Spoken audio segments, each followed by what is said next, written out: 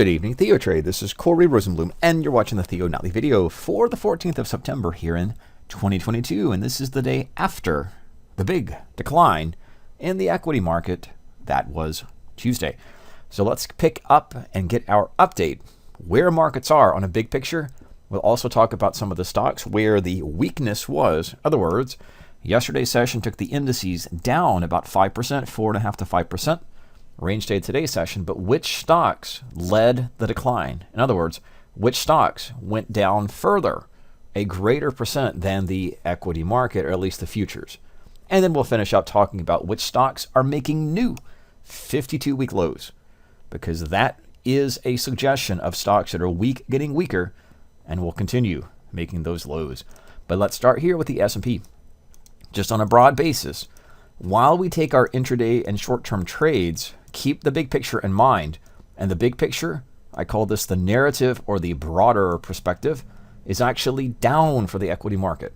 So in the context of a downtrending, or dare we use the word bear market, just a special term there, but just a downtrending market, one of the key things about a downtrending market and how it continues to make lows is that some of the biggest moves on the intraday or one-day basis are on the downside. That was a good example. We'll zoom in to some of that that took place into May and June. So these were trend days. These were essentially big percent declines, one after another, in the continued downtrend. In today's session, or yesterday's session, we continue to see big down days and big sell side activity or distribution or liquidation, because that is in the direction of the broader trend. And of course, beyond that is the narrative, economics, recession or a slowdown, inflation, Fed, and everything else that goes above our charts. So in the Nasdaq, it is taking a bigger or greater percent decline. Nasdaq, the index itself, has a key focal point about 12,000. And any breakdown here is going to be very similar to other examples in 2022, where a market seemed to have a good support shelf, and once it broke, the next stopping point for the market was a new, we call it a fresh new 22 or 2022 low. That right now, for the moment, is 12,000. So we'll have earnings from Adobe, and we'll have some other economic data. We'll have the other reports coming out in terms of the calendar, so that will be on Thursday and Friday. So keep that in mind. Not a whole lot going on. We had the CPI, the Consumer Price Index, and the PPI, the Producer Price Index. And what that meant was the Fed will have to be a little more aggressive in combating inflation. So that is what rocked the market and kept the sell side activity going. In the Dow mini futures, we see its critical support is 31,000, and a break under that does set the path again for new lows in the equity market. And the Russell has its pivot support about 1,800. So let's pick a perspective a little bit higher, and let's talk about crude oil. So the equity futures do trade amongst themselves, and they are one market, but outside of that is crude oil. And they're a little bit different. Crude actually has a continued downtrend, but it has support about this 85 or 80 level. That is going to be critical, and I'll highlight that on the price chart at least. That is a prior high since 2021. And that market has turned and has proceeded to the downside alongside the equity market. A little bit of a difference in the oil and stocks. Now gold. Gold, I think, is really interesting. It is not chasing, and it continues not to chase, inflation or protection to the upside. In fact, gold is back to 1,700. This is a continuous futures contract, but nonetheless, this is our weekly chart. This has been the chart that we've seen for quite some time, roughly speaking 2,000, 1,700, and in the middle of that, just about, in the middle, just under, about 1,800 per share, or per ounce for gold. Now, talking shares, we can look at GLD, which is a tradable ETF. Not much different there, except the price levels for positioning into GLD for positions would be out for in-out spreads or vertical spreads or other type of risk control positions. But the key pivots or price levels is, roughly speaking, about 160 per share, 172, and about 185. Speaking of share prices, the bond market, and I use TLT as a proxy for the bond market, and that's tradable of an ETF. Similar logic would take place in IEF, which is a little bit shorter dated treasury notes or treasury market exposure or risk. And looking at TLT, which is a little further out in the ZNZB futures contracts, it is continuing and it does make new lows. So that is the thought process about the stock market in a broader sense. Things that are weak tend to get weaker. Stocks, ETF markets, etc., they tend to get weaker. And the TLT had a downside target of making a fresh new 52-week low or 2022 low.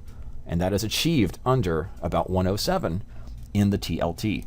And the same logic if you trade in the bond market, which is ZN and ZB. Again, that's a 30-year bond and the 10-year treasury note. Let's go over and talk about this recent decline. So right here, let's go over to a intraday chart, only making a note of the following. Here is the note, and here's what we'll talk about in terms of stocks as we go to the final part of the video, which is stock specific. So yesterday's session saw the SPX trade down, roughly speaking, by the end of the session it was down over 4%. In the Nasdaq, we'll just use the NDX. We do have contract rolls in the futures market, but on the NDX, which is the Nasdaq index here in thinkorswim, it was down over 5%. The market itself was down that much, but what individual stocks led the decline?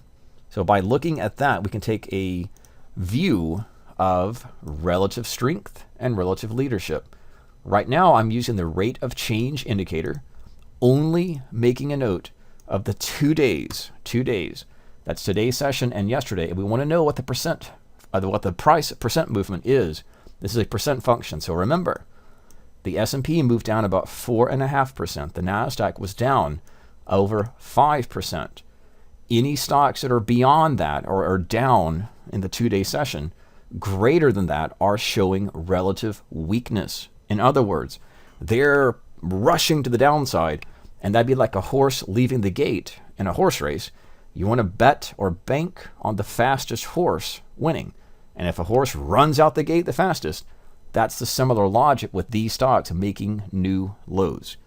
So right here we see the leadership or laggardship. The ones making lows is Meta, which is Facebook, Nvidia, information, and I sort these by sector. And we have some financial companies, which include Capital One, BlackRock, a technology stock, Intel, Dow Inc., and then some retail names, consumer discretionary, which is Home Depot, Altria, General Electric, and you can see the list. There is Adobe, and there is Amazon, and for the most part, any stock, and you can always freeze the video and take a look at which ones to scan or write in your list. These stocks would be ones that outperformed the market or fell more than the market to the downside. These are showing relative weakness. And let's look at a few of those. Again, the thought is the 2-day movement, these exceeded that move. So let's see some of those in the context of this 2-day movement. Here is Meta, Facebook. Again, the daily chart, we'll pull these all the way over here. My thought process and my trading style achieves or builds on the logic. If something is weak now, it does tend to get weaker in the future. And that sets up bear flag or bear type positions on rallies, retracements, or pullbacks. These would include in-out spreads, vertical spreads, or other type of positions that would take advantage of relative weakness. So Facebook shares, again, just comparing what we're looking at, the market fell about 5%. Facebook or Meta shares fell more than that. They fell about 12%. That's the leadership to the downside. Behind it is Nvidia, which also has a new 52-week low. And just to compare, it as well is down about 11% when the market was down half of that. But it's also in financial stocks, including Capital One. And then BlackRock, not necessarily a new 52-week low, but it is showing relative weakness. And then Intel continues to slide. And in fact, for the price chart, the Intel slide is accelerating. It's getting quicker. It's getting more impulsive and more downside or sell side activity. Not long ago, this stock traded at $60 per share. It trades currently at 30. And just to underscore that weekly perspective, that is a big move and something that should grab our attention as short-term or longer-term duration traders. That Intel continued to get weak and has slid very quickly to the downside. That again sets up bear flag or bear type opportunities. Dow Chemical has done the same, General Electric, and we'll just show some other leaders of the tech world, which would be Amazon, and then names that come up, Boeing and Costco, and then Netflix. Netflix gets weaker. So those are relative strength laggards, or they're showing relative weakness. But at the end of the video, another look at the stocks making 52-week lows. Which ones are leading the market to the downside? Similar logic, and we saw some of them, but in our scan of stocks in the S&P 500 making new 52-week lows, 28 of them appear Meta, Nvidia, Intel, Charter, and Charter continues to slide. We'll take a quick look at its chart. Is a stable downtrend making additional new lows. There's Capital One again, and you see Dow and some of the other names, and I sort these lists just for reference in market cap. So these stocks are weak, getting weaker, 52-week lows. If it comes up on that list, it has a better shot to keep making those lows. And we'll finish the week with more economic news and more price movement and volatility. As always, be careful and safe. This is Corey Roseland with tonight's Theo video update for September 14, 2022.